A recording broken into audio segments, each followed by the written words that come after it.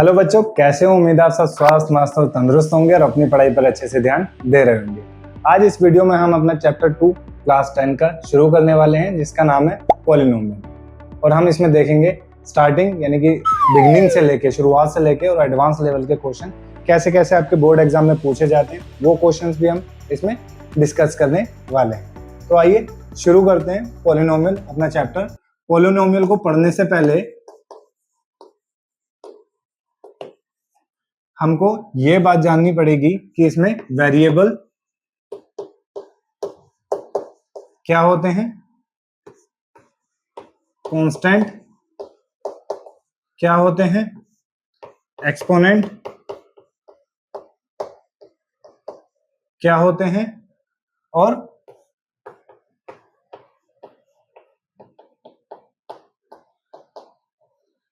Coefficient क्या होते हैं। ठीक है, इन सबसे मिलकर बना होता है हमारा पॉलिनोमियल। तो आइए एक एक करके सबके बारे में जानते हैं। एक पॉलिनोमियल लिखते हैं, फॉर एग्जांपल 5x की power 3 plus 4x square plus 3x plus 1। ये हमने कोई पॉलिनोमियल लिया। अब किसी भी पॉलिनोमियल में ये जो प्लस या माइनस के साइन से अलग होते हैं उसको क्या कहते हैं हम? यहाँ पे ये अलग हो गया, यहाँ पे ये अलग हो गया, तो इसमें अगर हम इसकी बात करें तो इसको बोलते हैं टर्म। ठीक है, टर्म। अब टर्म में भी दो चीज इंक्लूड है हमारी, एक तो ये कांस्टेंट टर्म, क्या बोलेंगे इसको? कांस्टेंट। और दूसरा ये वाला टर्म, इसको क्या बोलते हैं? इसको बोलते हैं वेरिएबल। अब कांस्टेंट क्या होता है? कांस्टेंट होती है कोई भी फिक्स्ड वैल्यू। क्या होती है? कोई भी फिक्स्ड वैल्यू। और वेरिएबल किसको कहते हैं? कोई भी ऐसी वैल्यू जो चेंज होती रहे, चेंजिंग वैल्यू। ठीक है, अगर किसी भी क्वेश्चन में हमको ऐसी वैल्यू दी है जो कीप ऑन चेंज होती रहती है, उसको क्या बोलेंगे? वेरिएबल। वहीं कोई भी अगर फिक्स टर्म होगी उसको क्या बोलेंगे हम? कांस्टेंट। ठीक है, अब इसके बाद ये जो वैल्यू है इसको हम बोलेंगे, क्या बोलेंगे? एक्सपोनेंट। क्या बोलेंगे? एक्सपोनेंट। और दूसरी लैंग्वेज में इसको बोलते हैं हम पावर। क्या बोलते हैं? पावर। ठीक है, वही बात करें अब अगर इस वे में अगर हमसे पूछ, अब बात करते हैं कोफिशिएंट की, यानी कि वेरिएबल के साथ जो भी वैल्यू होगी मल्टीपल में, वेरिएबल के साथ जो भी वैल्यू मल्टीपल में होगी उसको हम क्या बोलेंगे? उस वेरिएबल का कोफिशिएंट। फॉर एग्जांपल, अगर मैं आपसे पूछता हूं कि एक्स क्यूब का कोफिशिएंट कितना है, तो एक्स क्यूब के साथ जो भी कांस्टेंट टर्म मल्टीपल में लिखी होगी वो हमारी क्या कहलाएगी? कोफिशिएंट। तो एक्स क्यूब का जो कोफिशिएंट अगर मैं पूछूंगा तो वो कितना हो जाएगा? 5। इसी तरीके से एक्स स्क्वायर का कोफिशिएंट कितना हो जाएगा? एक्स स्क्वायर के साथ कितनी टर्म लिखी है? 4। उसी तरह x का कोफिशिएंट कितना हो जाएगा? x का कोफिशिएंट हो जाएगा यहाँ पर 3। ठीक, अब कांस्टेंट वैल्यू ऐसी जिसके साथ कोई भी वेरिएबल ना आ रहा हो उसको केवल कांस्टेंट बोलेंगे। तो यहाँ पे कांस्टेंट टर्म कौन सी है? कांस्टेंट टर्म कौन सी है? 1। ठीक है, तो हमने ये सारे नंबर्स पढ़े। वेरिएबल्स क्या होते हैं? ऐसी वैल्यूज जो चेंज होती रहती हैं। कांस्टेंट्स क्या होते हैं? ऐसी टर्म जो फिक्स्ड होती हैं। ये सारे के सारे क्या हैं? कांस्टेंट हैं। एक्सपोनेंट किसी भी वेरिएबल की पावर को हम क्या कहते हैं? एक्सपोनेंट कहते हैं। कोफिशिएंट वेरिएबल के मल्टीपल में जो भी वैल्यू हमको दी गई होगी वो उस वेरिएबल का क्या कहलाएगी? कोफिशिएंट। ठीक है, अब बात आते हैं कि पॉलिनोमियल को हम कैसे डिफाइन करेंगे। पॉलिनोमियल को डिफाइन करने के लिए हमारे पास दो तरीके हैं। पहला, दो तरीके या दो कंडीशन है। पहली कंडीशन क्या है? इसकी जो पावर होगी वो कैसी होगी? पॉजिटिव होगी। कैसी होगी? पॉजिटिव होगी। और दूसरा कैसी होगी? इंटीजर होगी। ठीक है, तो यही दो कंडीशन है, यही दो प्रॉपर्टी है जो एक पॉलिनोमियल फॉलो करता है। क्या फॉलो करता है? कि जो भी पॉलिनोमियल की पावर होगी, वेरिएबल पॉलिनोमियल में वेरिएबल जो यूज हुए हैं उनकी जो भी पावर होगी, फर्स्ट यानी कि वो क्या होगी? पॉजिटिव होगी। और सेकंड वो क्या होगी? इंटीजर। इंटीजर क्या होते हैं? इंटीजर्स होते हैं 0, 1, 2, 3, 4 और ऐसा कोई भी नंबर, ठीक है। केवल यही नंबर कैसे होंगे, हमारे पावर के रूप में लिखे जा सकते हैं। अदरवाइज इनके अलावा कोई भी नंबर लिखा जाएगा, नेगेटिव में हुआ तो भी वो पॉलिनोमियल नहीं होगा, और इन नंबर्स के अलावा जैसे 1/2, 3/5 अगर ऐसे नंबर भी हो तब भी उसको हम पॉलिनोमियल नहीं बोलेंगे। तो एग्जांपल से देखते हैं, पॉलिनोमियल के एग्जांपल्स देखते हैं। पहला, क्या x² प्लस 2x एक पॉलिनोमियल है? यस है। दूसरा एग्जांपल, क्या x प्लस 1/x एक पॉलिनोमियल है? बिल्कुल नहीं है, बिल्कुल नहीं है। क्यों?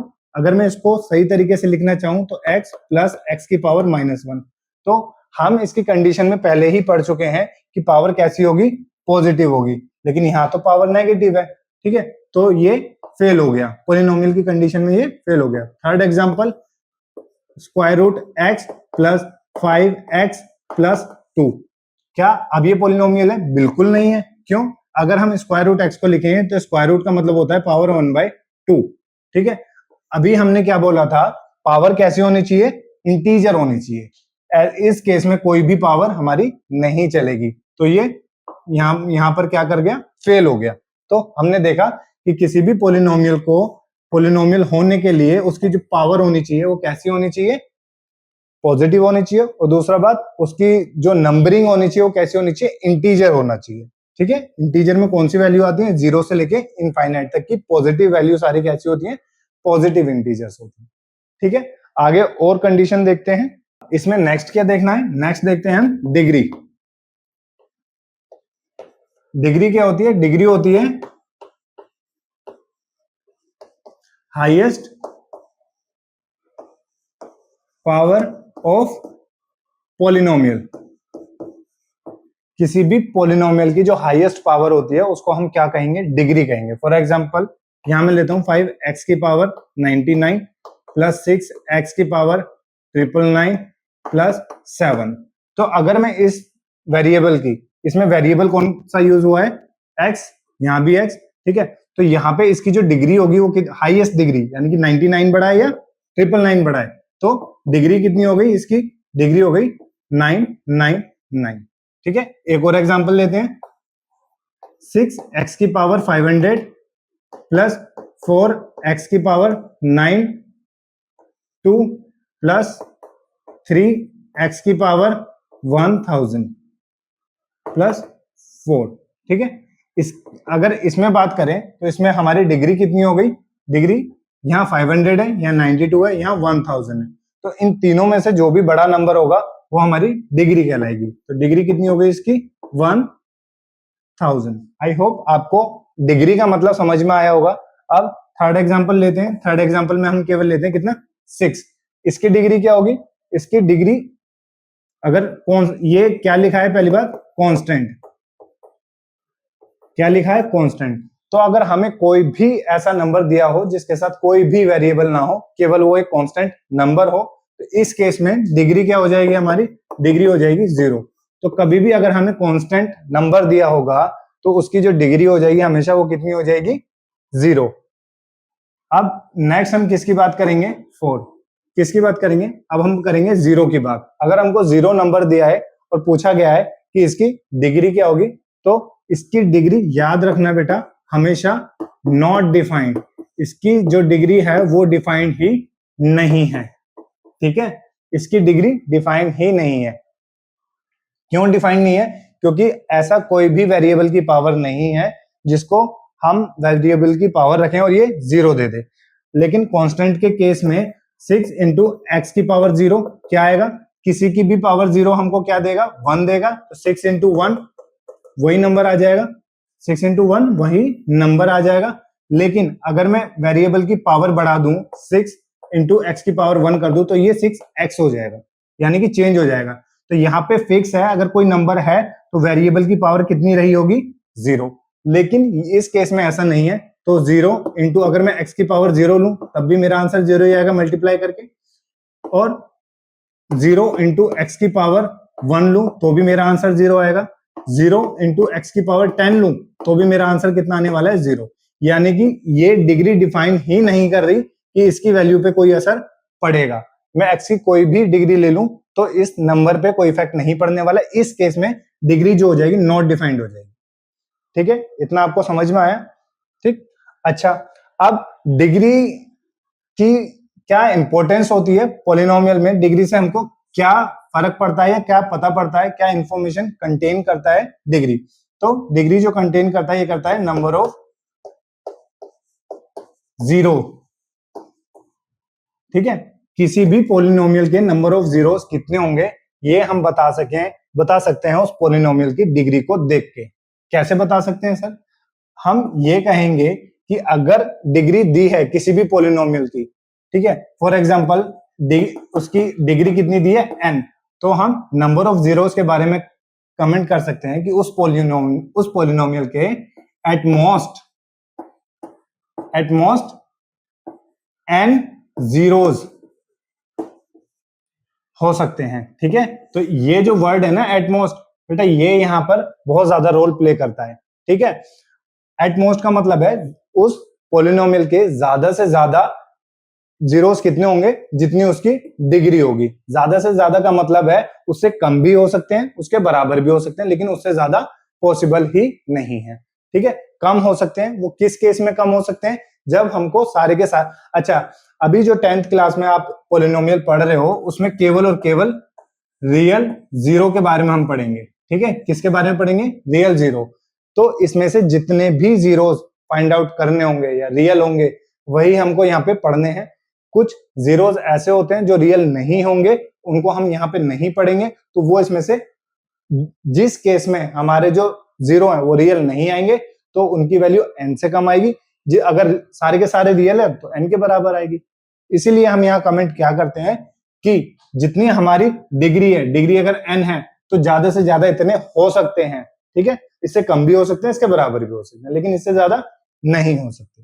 ठीक है, इतना जाना हमने। आइए आगे बढ़ते हैं। इस चैप्टर में हमको दो टाइप के पॉलिनोमियल पढ़ने हैं। पहला लीनियर पॉलिनोमियल और दूसरा क्वाड्रेटिक।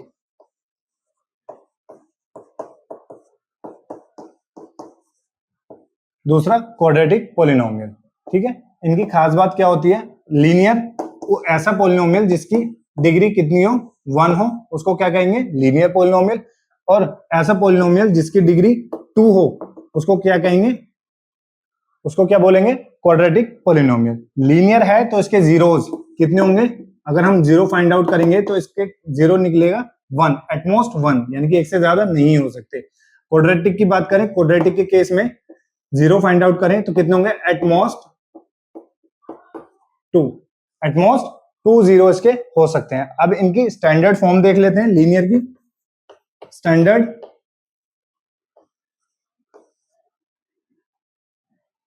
फॉर्म, स्टैंडर्ड फॉर्म कैसी होती है? अगर लीनियर की बात करें तो लीनियर की स्टैंडर्ड फॉर्म होती है ax प्लस बी। ठीक है, और अगर क्वाड्रेटिक की बात करें, सेकंड क्वाड्रेटिक की बात करें तो ax square plus bx plus c। इन दोनों ही केस में एक कंडीशन मस्ट होती है, नेसेसरी होती है। क्या? a is not equal to 0। इन दोनों ही केस में जो x का कोफिशिएंट यहाँ पे वो 0 नहीं होना चाहिए और यहाँ x स्क्वायर का कोफिशिएंट 0 नहीं होना चाहिए। ये एक मैंडेटरी कंडीशन है। अगर यहाँ पे a का जो कोफिशिएंट है अगर वो 0 हो गया तो ये एक कैसा बन जाएगा? कांस्टेंट पॉलिनोमियल बन जाएगा। कांस्टेंट यानी कि केवल b बचेगा। और यहाँ पे अगर x के साथ का कोफिशिएंट यानी कि a 0 हो गया तो ये लीनियर पॉलिनोमियल बन जाएगा। ठीक है, अब और क्या जानकारी हमको यहां से मिल सकती है? ये एक स्ट्रेट लाइन को रिप्रेजेंट करती है। ठीक है, अगर बात करें लीनियर पॉलिनोमियल किसको रिप्रेजेंट करता है? एक स्ट्रेट लाइन को। जबकि क्वाड्रेटिक पॉलिनोमियल किसको रिप्रेजेंट करता है? यू शेप पैराबोला को। ये प्रीवियस ईयर में आपके पूछा गया है कि एक क्वाड्रेटिक इक्वेशन दी गई है और पूछा गया है कि ये किस शेप को रिप्रेजेंट करता है, तो एक पैराबोला को रिप्रेजेंट करता है। कौन? Quadratic polynomial. ठीक है, और लीनियर पॉलिनोमियल किसको रिप्रेजेंट करता है? स्ट्रेट लाइन को। स्टैंडर्ड फॉर्म हमने देखी, लीनियर पॉलिनोमियल इस फॉर्म का होता है जबकि क्वाड्रेटिक पॉलिनोमियल इस फॉर्म का होता है। ठीक है, आइए अब बात करते हैं इसके जीरोस के ऊपर कि कैसे हम जीरोस फाइंड आउट कर सकते हैं किसी भी पॉलिनोमियल के। F x is equal to f x का मतलब है ये एक फंक्शन है, पॉलिनोमियल है, और उसमें वेरिएबल कौन सा यूज हुआ है, एक्स, 2x प्लस 5। इसके हमको क्या फाइंड आउट करने हैं, जीरो। जब भी किसी पॉलिनोमियल के जीरो फाइंड आउट करने होते हैं तो हम f x is equal to कितना रखते हैं, जीरो। तो यहाँ पे अगर 2x प्लस 5 इसको अगर जीरो रखेंगे तो 2x इज इक्वल टू -5 और x इज इक्वल टू कितना हो जाएगा, -5/2। तो ये हमारे जीरोस आ गए। अगर एक ही जीरो है तो उस केस में हम कहेंगे अल्फा नाम देंगे अपने एक जीरो को, ठीक है। अब बात करें अगर क्वाड्रेटिक पॉलिनोमियल की तो एफ टी, अब टी का मतलब है जो हम पॉलिनोमियल ले रहे हैं उसके जो वेरिएबल यूज करेंगे वो टी है, ठीक है। तो इसमें लेंगे कितना, 3t² प्लस 5t प्लस 3, ठीक है। ये हमने कोई पॉलिनोमियल लिया। अब इसके हमको जीरोस फाइंड आउट करने होंगे तो एफ एक्स के पहले एफ एक्स को सबसे पहले क्या करना पड़ेगा, फैक्टोराइज। क्या करना पड़ेगा, फैक्टोराइज। उसके बाद अगला स्टेप क्या होगा, एफ एक्स को क्या करेंगे, जीरो पुट करेंगे और यहां से एक्स की दो वैल्यू आएंगी हमारी, दो वैल्यू ए और बी। सपोज ए और बी दो वैल्यू आई। अब एक को मानेंगे हम अल्फा, सपोज ए वैल्यू आई उसको हमने माना अल्फा, और बीटा जो बी वैल्यू आई उसको हमने बीटा माना, ठीक है। इतना आपको समझ में आया। अभी हम जब क्वेश्चन करेंगे इसके तो हर क्वेश्चन को देखेंगे, हर तरह के क्वेश्चन को देखेंगे कि फैक्टराइज कैसे करेंगे, फिर उसको इक्वल कैसे, जीरो के इक्वल कैसे रखेंगे और अल्फा बीटा की वैल्यू हम कैसे फाइंड आउट करेंगे, ठीक। अब हम देखते हैं relation between zeros and coefficient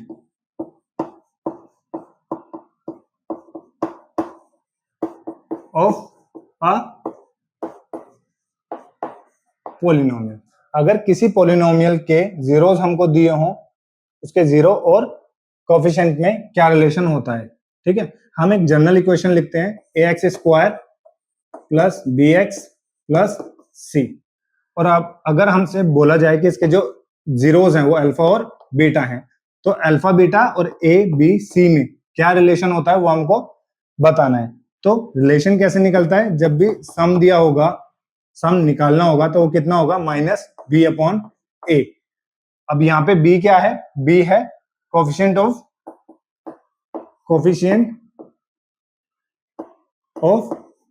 x, और नीचे a लिखा हुआ है, a क्या है, कोफिशिएंट ऑफ x², ठीक है। ये रिलेशन होता है हमारा जीरोस और कोफिशिएंट में, ठीक है। और दूसरा रिलेशन क्या होता है, अल्फा इंटू बीटा, यानी कि इसको बोलेंगे सम ऑफ जीरोस और इसको बोलेंगे प्रोडक्ट ऑफ जीरोस। कितना होता है, c/a। अगर बात करें c की तो c क्या है, यहाँ पे c है कांस्टेंट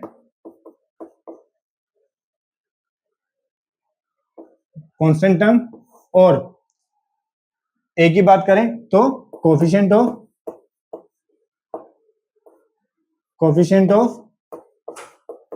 x², ठीक है, ये माइनस के साथ। ये रिलेशन है हमारा किसका, जीरोस और कोफिशिएंट के बीच का। अभी जब हम एक्सरसाइज करेंगे, एग्जांपल देखेंगे, तो उसमें सारे के सारे क्वेश्चन हम देखेंगे। क्या क्वेश्चन है, क्वेश्चन इस तरीके से भी है कि इनके जीरोस को फाइंड आउट करना है और फिर वेरीफाई करना है इनके रिलेशन को, ठीक है। इतनी बात समझ में आई। अब आगे बढ़ते हैं। अब हम देखेंगे कि क्या हम किसी ग्राफ को देख के उसके जीरोस के बारे में कुछ कमेंट कर सकते हैं कि इसके नंबर ऑफ जीरोस कितने होंगे। तो आइए देखते हैं एग्जांपल की सहायता से। मैंने एक ग्राफ लिया है, ये x डैश, ये o है, ये y है, ये y डैश है, ठीक है। कोई ग्राफ है, ये रिप्रेजेंट कर रहा है इसको, तो इसमें नंबर ऑफ जीरोस बताने हैं। ये पहला एग्जांपल। सेकंड एग्जांपल लेते हैं, x डैश, y डैश, ठीक। ये एक एग्जांपल है, ठीक। थर्ड,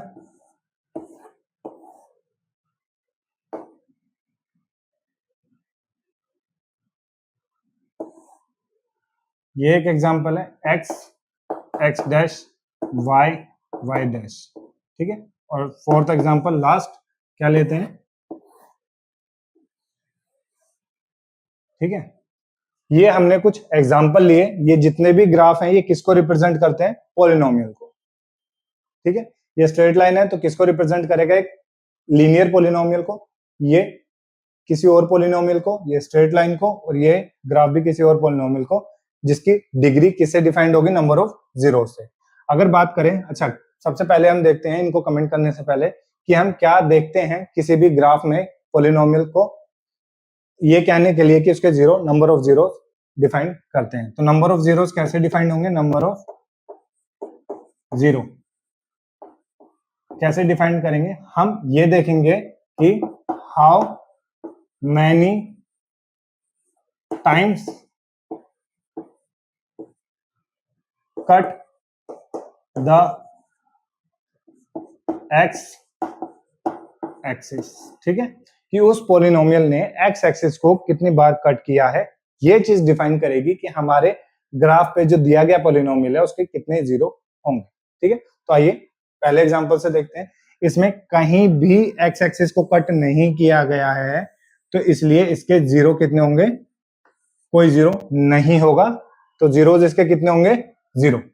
अब इसकी बात करें कि एक्स एक्सिस को ये जो ग्राफ दिया गया है कितनी जगह कट करता है, एक, दो और तीन, तो इसके अगर नंबर ऑफ जीरोस की बात करें तो इसमें नंबर ऑफ जीरोस कितने होंगे, थ्री।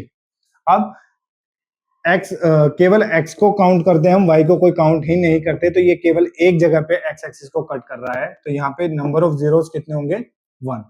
अगर इसकी बात करें, वन, टू और थ्री, तो यहाँ पे नंबर ऑफ जीरोस कितने होंगे, थ्री। तो उम्मीद करता हूं कि अब अगर कभी भी आपसे किसी भी ग्राफ को देख के पूछा जाएगा कि इसके नंबर ऑफ जीरोस बताने हैं कितने हैं, तो आप बहुत इजीली उसको देख के कमेंट कर पाओगे। आइए अब हम चलते हैं अपनी एक्सरसाइज 2.1 पे, जितना हमने इंट्रोडक्शन में पढ़ा था उसके बेस पे हम इनके आंसर करेंगे। तो पहला क्वेश्चन क्या कहता है, the graph y is equal to p x, p x का मतलब जो पॉलिनोमियल हमको दिया है वो किसके वेरिएबल में लिखा है, x के variable, are given below for some polynomials p x हमको कोई पॉलिनोमियल दिया है, find the number of zeros of p x in each case. तो ये जो भी हमको दिया है एक पॉलिनोमियल दिया है, ठीक है। तो इसके बेसिस पे हमको क्या बताना है, ग्राफ को देख के ये बताना है कि ईच केस में इसके ग्राफ को देख के कि कितने नंबर ऑफ जीरोस उस पॉलिनोमियल के होंगे। तो हमने क्या पढ़ा था, जब इंट्रोडक्शन पढ़ा था तो हमने पढ़ा था कि ग्राफ को देख के हम कैसे पहचान सकते हैं कि जब ये कट करेगा एक्स एक्सिस को, कोई भी पॉलिनोमियल जब तक एक्स एक्सिस को कट नहीं करेगा उसके कोई भी जीरोस हमको नहीं मिलेंगे। तो पॉलिनोमियल के जीरोस मिलने के लिए हमको क्या जरूरी है कि वो पॉलिनोमियल एक्स एक्सिस को कट करे। तो पहला ऑप्शन देखते हैं, पहले में कितनी बार कट कर रहा है, वाई एक्सिस को कट कर रहा है, एक्स एक्सिस को कहीं भी कट नहीं कर रहा, तो इसमें जीरो कितने हो जाएंगे, एक भी नहीं मिलेगा, जीरो। सेकंड केस देखते हैं, यहाँ पे इसने y को कट किया है, y का कोई मैटर होता ही नहीं है, y से कोई जीरो हमारा नहीं बनता, तो यहाँ पे x को कितनी बार कट किया है, एक बार, तो यहाँ पे नंबर ऑफ जीरोस कितने हो जाएंगे, एक। अगले ऑप्शन में देखते हैं, x एक्सिस को देखना है हमको केवल 1, 2 और 3, तो यहाँ पे थर्ड केस में इसके नंबर ऑफ जीरोस कितने हो जाएंगे, 3 मिलेंगे हमको। फोर्थ केस में एक यहाँ पर कट किया है, एक यहाँ पर, तो इसके नंबर ऑफ जीरोस कितने हो गए, 2। अगले केस में देखते हैं, एक्स एक्सिस को यहाँ पर कट किया है, यहाँ पर, यहाँ पर और यहाँ पर, तो नंबर ऑफ जीरोस कितने हो गए, 1, 2, 3, 4, तो इसके नंबर ऑफ जीरो कितने हो गए, 4। तो आपने देखा कि हमने ग्राफ को देख के कितने इजी तरीके से बता दिया कि इसके नंबर ऑफ जीरोस कितने होंगे। आइए अब एक क्वेश्चन वो देखते हैं जो आपके प्रीवियस ईयर में पूछा गया है इस चैप्टर से, ग्राफ से रिलेटेड। एक लास्ट पार्ट बचा था क्वेश्चन 1 में, क्या कहता है, इसके नंबर ऑफ जीरोस कितने होंगे, तो ये कितनी बार टच कर रहा है, 1 और 2, तो नंबर ऑफ जीरोस कितने हुए। अगर कोई भी पॉलिनोमियल एक्स एक्सिस को टच करता है या कट करता है तभी उस केस में उसके जीरो क्या होंगे, काउंट होंगे, अदरवाइज नहीं होंगे, ठीक है। अब आइए एक क्वेश्चन देखते हैं जो लास्ट ईयर आपके बोर्ड एग्जाम में आया है, क्वेश्चन नंबर 10, यानी कि 1 नंबर का एमसीक्यू है। हमको ग्राफ दिया है ये, ठीक है, और पूछा है कि इसके पॉलिनोमियल की नंबर ऑफ जीरोस कितने होंगे। तो एक बार यहाँ कट किया, एक बार यहाँ कट किया। ये दो पॉलिनोमियल का ग्राफ एक साथ दिया है हमको, तो ऐसा नहीं है हमको प्लस करके बताना है, हमको बस ये बताना है कि दोनों पॉलिनोमियल के नंबर ऑफ जीरोस कितने होंगे। तो दोनों के दोनों पॉलिनोमियल एक्स एक्सिस को कितनी बार कट कर रहे हैं, 2 बार। तो इसका जो आंसर होगा वो कितना होगा, 2। तो नंबर ऑफ जीरोस हमारे कितने आए, 2। ठीक है, देखा कि बोर्ड एग्जाम में, और ये स्टैंडर्ड का क्वेश्चन है। ठीक है, स्टैंडर्ड मैथ में ये क्वेश्चन आया, क्वेश्चन नंबर 10 2025 में, लास्ट ईयर के एग्जाम में, पॉलिनोमियल से।